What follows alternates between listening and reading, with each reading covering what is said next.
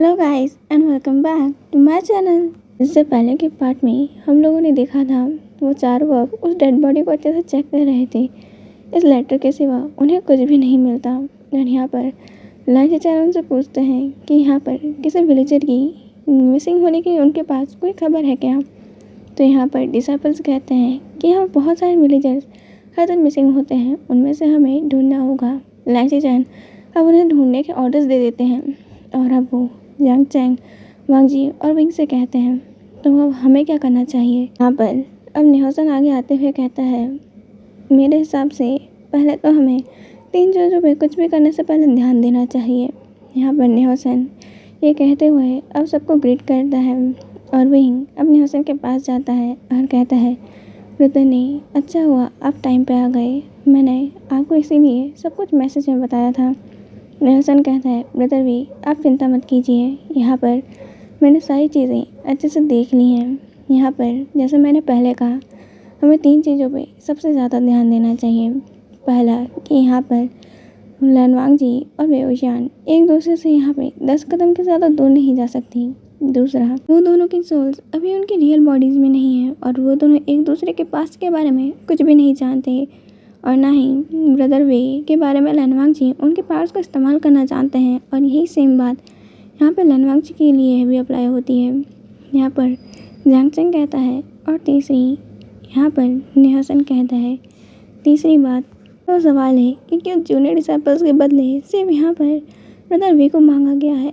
वो इसके सिवा कुछ भी मांग सकते थे, यहाँ पर गोल्ड, ट्रेजर, वो जो चाहे वो कर सकते थे, पर वो ब्रदर वे को ही क्यों चाहते हैं। विंग कहता है मुझे वहाँ जाना होगा। निहोसन कहता है मैंने आपको जाने से मना नहीं किया, बस आपको अपनी इस बॉडी के ऊपर कुछ चार्म्स का इस्तेमाल करना है। यहाँ पर अब निहोसन उन्हें सबको समझाता है और उसके बाद विंग अपने बॉडी के चारों तरफ एक यहाँ पर साउंड प्रूफ बैरियर को क्रिएट करता है। वो यहाँ पर अपने ऊपर और इस बैरियर के ऊपर यहाँ इनविजिबल चार्म को लगाता है, जिसके कारण विंग पूरी तरीके से इनविजिबल हो जाता है। पर उसकी आवाज़ यहाँ वांग जी को सुनाई आ रही थी। यहाँ पर अब निहोसन कहता है ब्रदर वे अब इस तरीके से गायब हो गया है और यहाँ पर लोगों की नज़रों में लनवांग जी ही ब्रदर वे है।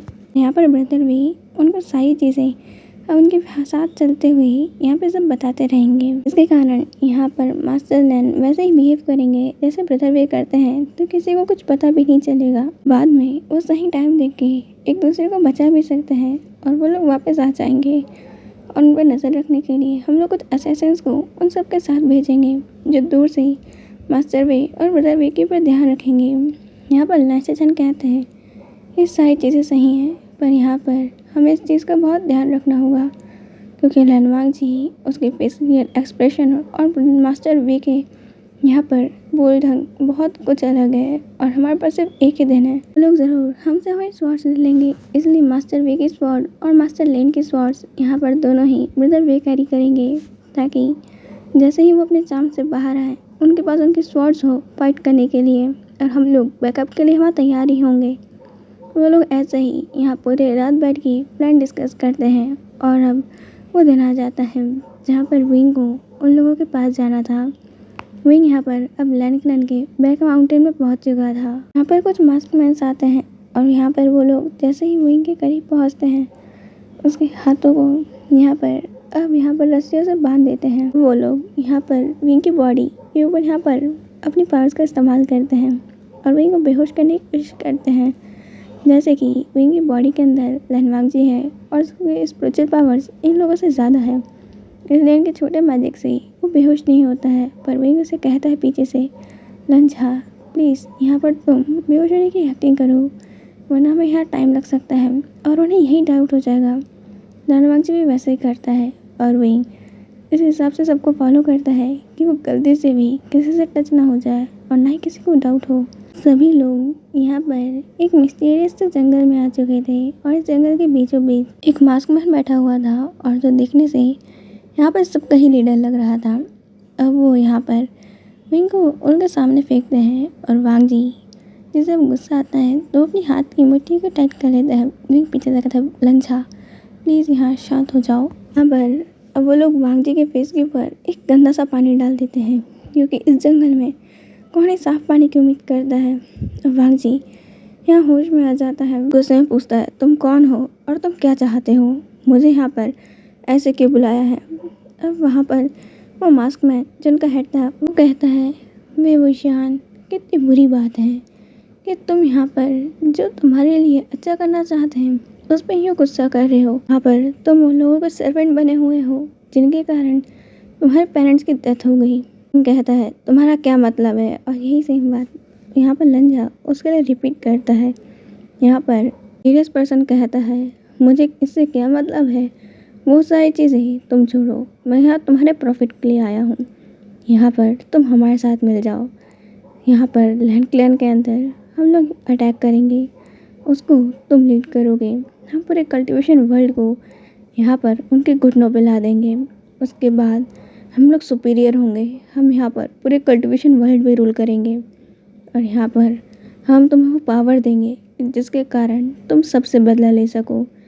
यहाँ पर उन सब से जिनके कारण तुम्हारे पेरेंट्स तुम्हें छोड़ के चले गए, जिनके कारण तुम इतने टॉर्चर हुए, जिन लोगों के कारण यहाँ पर सिर्फ तुम यहाँ पर हेड डिसेबल बन के रह गए, जबकि तुम यहाँ पर अगर तुम अभी हमारी बात मानोगे तो तुम यहाँ पर हर वो चीज़ पा सकते हो जिसे तुम पाना चाहते हो। ब्यूटी, मनी, तुम्हारे पास सब कुछ होगा। यहाँ पर अब वही गुस्से में कहता है, मैं ऐसा कुछ भी नहीं करूँगा। और आखिर तुम मेरे पेरेंट्स के बारे में क्या जानते हो? मुझे उसके बारे में साफ साफ बताओ। यहाँ पर विंग के बातों में गुस्सा फील कर सकता था और वह सारी चीज़ें यहाँ पर उसी तरीके से कहता है जैसे विंग ने कहा था। यहाँ पर वो पर्सन हंसने लगता है और कहता है, हाँ ये चीज़ें मैं ही तो जानूँगा। आखिर पूरा कल्टीवेशन वर्ल्ड उनको भूल गया जिन्होंने इस वर्ल्ड को बचाया। उनके बारे में तो हिस्ट्री में कोई जानता तक नहीं। और बताओ, उनका सन इस तरीके से अपनी लाइफ जी रहा है। यहाँ पर उनके क्लैन लीडर के सन का यहाँ पर एक गार्ड बनने के लिए इतनी टफ ट्रेनिंग कर रहा है और उसके बारे में कोई नहीं जानता। आखिर ये कितनी बुरी बात है। यहाँ पर विंग उसे गुस्से से देखने लग जाता है और वो कहता है, हमारे पेरेंट्स ने कल्टीवेशन वर्ल्ड को बचाया, उन्होंने यहाँ पर जंग क्लैन लीडर को बचाया, पर देखो उनको कोई नहीं जानता।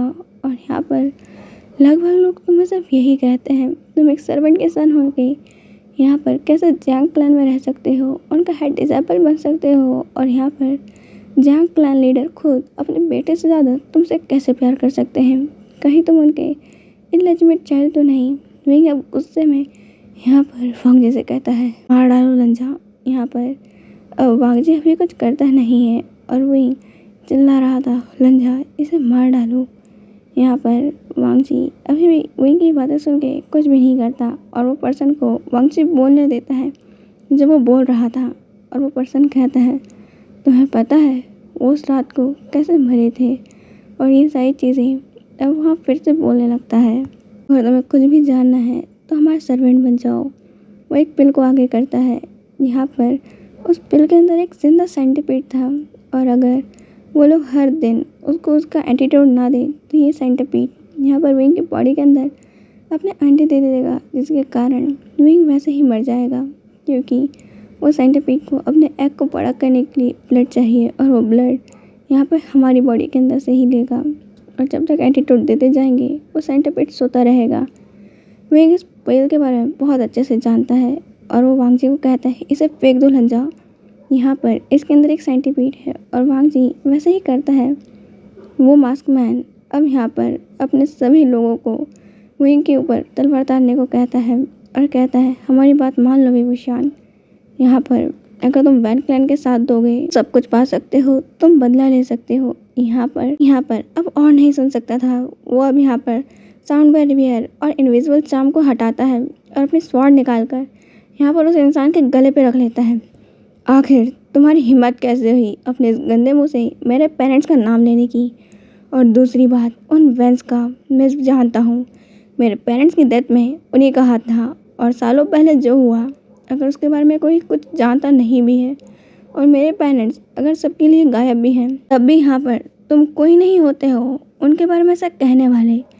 अगर सारा वर्ल्ड उनके बारे में भूल जाए, मैं उनको याद रखा हूँ, उनके सेक्रीफाइस मैं जानता हूँ। वॉर के अंदर यहाँ पर सिर्फ 2 किंगडम की लड़ाई नहीं, यहाँ पर काफ़ी सैनिक भी लड़ते हैं, पर यहाँ पर लोग सिर्फ दो राजाओं के नाम को याद रखते हैं। कभी भी यहाँ पे सैनिकों के नाम किसी को पता नहीं होते हैं, और वैसे ही हम भी वो सैनिक हैं जिसके बारे में कोई नहीं जानता, पर हम लोग तब भी सबको प्रोटेक्ट करने के लिए लड़ते हैं।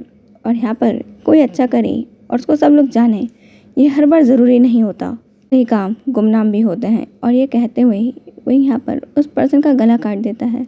अपने लीडर को मरते हुए देख वहाँ पर सारे लोग जितने मास्कमैन्स थे यहाँ पर वो अटैक करने लगते हैं, और वहीं अब वांगजी की स्वॉर्ड उसकी तरफ फेंकता है, और वांगजी और वहीं कुछ ही सेकंड्स के अंदर वहाँ पे उन सभी लोगों को मार डालते हैं। और वहाँ अब था सिर्फ लाशों का ढेर।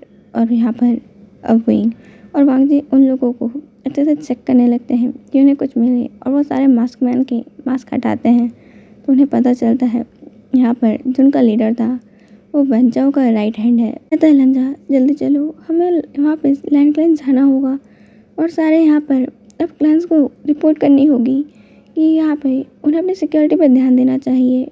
यहाँ पर वैन क्लैन उनके ऊपर अटैक करने का प्लान कर रहा है। यहाँ पर वांगजी हमें सही लाता है, और वो यहाँ पर अब असैसिन्स को बुलाता है जिनके साथ थे। यहाँ पर वो ऑर्डर देता है कि सारे लाशों को यहाँ पे क्लीन कर दिया जाए, और ऐसी जगह ठिकाने लगाया जाए कि किसी को पता ना चले, यहाँ तक कि वैन क्लैन को भी नहीं। आज के लिए इतना ही, हम मिलेंगे नेक्स्ट पार्ट के अंदर। बाय।